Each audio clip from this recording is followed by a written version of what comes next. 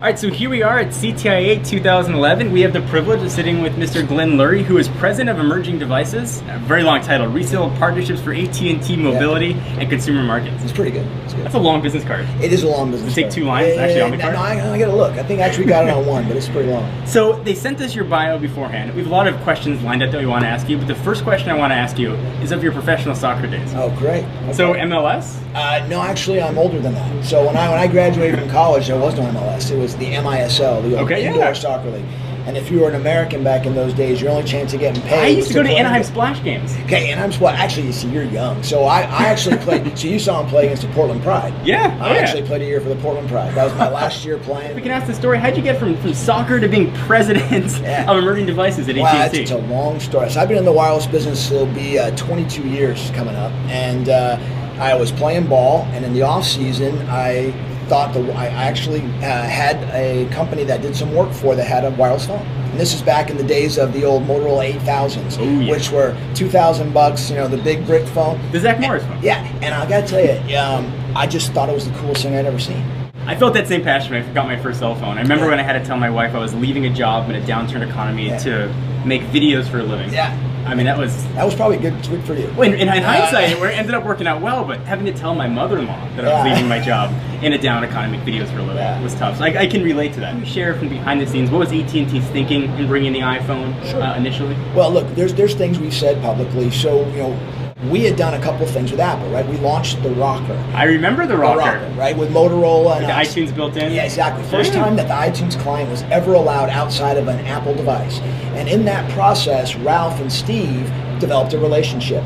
And when Apple decided that the Rocker was a failure. This is about 2005, if I remember correctly. This actually, the Rocker launched, I want to say, in the end of 04. Okay. The first call where Steve wanted to sit down and really have a conversation about what are we going to do in the future was actually in first quarter of 05. And so Stan, Ralph, and I went and met with Mr. Jobs and a gentleman named Eddie Q. Eddie Q runs iTunes. He obviously works for Tim Cook today.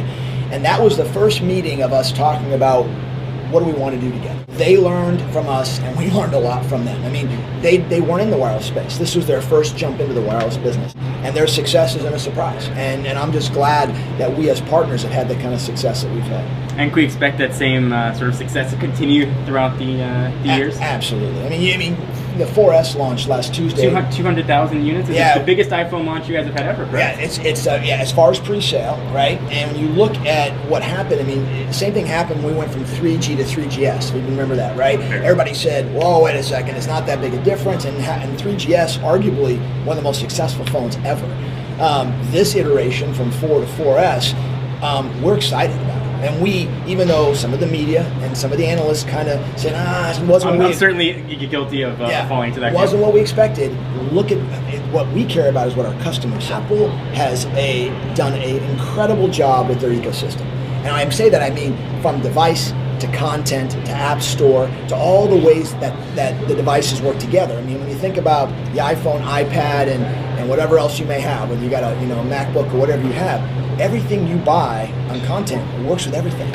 And that ecosystem is very hard to replicate and beat. And I think that's what's driven that the customers just love the App Store. They love iTunes. They love all the content they can get. They love the bookstore.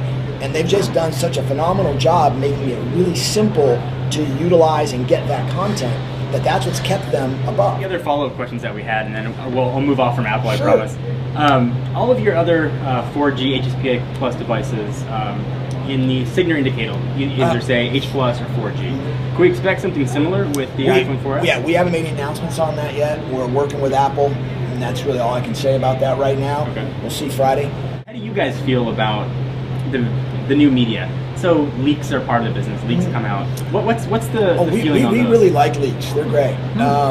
Hey, look, it makes you change the way you do business, right? Sure. Because reality is it wasn't, 10 years ago, people weren't looking to be cool by taking something out of a shop and putting it on the web. And obviously it's against our policies and our business. Yeah. We have to change the way we do business.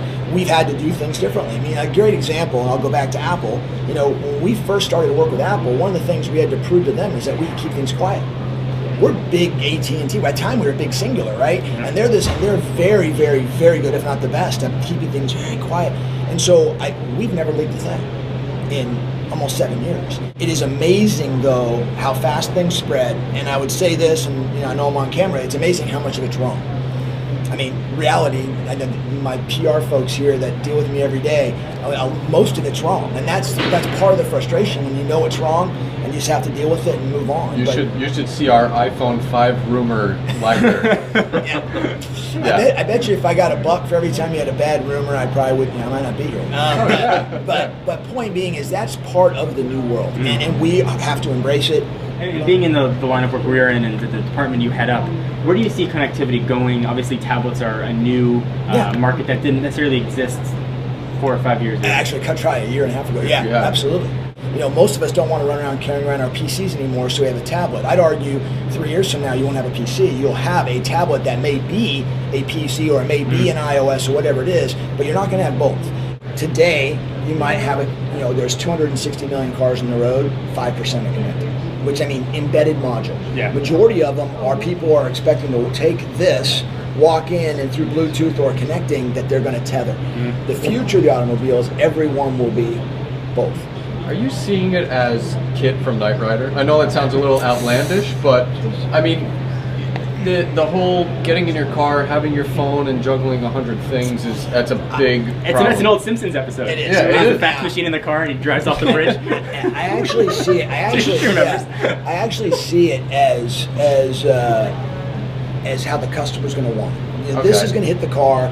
The car is going to recognize it's there, and you're going to have already told it what you want this to do. Yeah. This may be driving the front seat, the back seat. Remember, the back seat's a different place. You guys are kind of, I got kids. So what they wanted in the back seat when they were younger, they're older now, is much different than what I cared about in the front seat. That's right. The safety security part of it and diagnostics part of it in the front seat is really more a business-related issue, right? If you're Ford and you've got this new electric EV car, and you want to know how it's performing, that diagnostic chip, you're going to be taking information off that too. Interesting. So now you can see what's the service intervals, what's happening, et cetera, et cetera. So there's a whole bunch of models that fall into the vehicle, but there's no question every car will be connected down the road. Innovation in almost any industry equals wireless. Tell me any electronics device that wouldn't be better if it's connected, and then you start to think about that. Well, you're going to talk about connected TVs, right? Obviously, internet TVs, great, right? The connected home.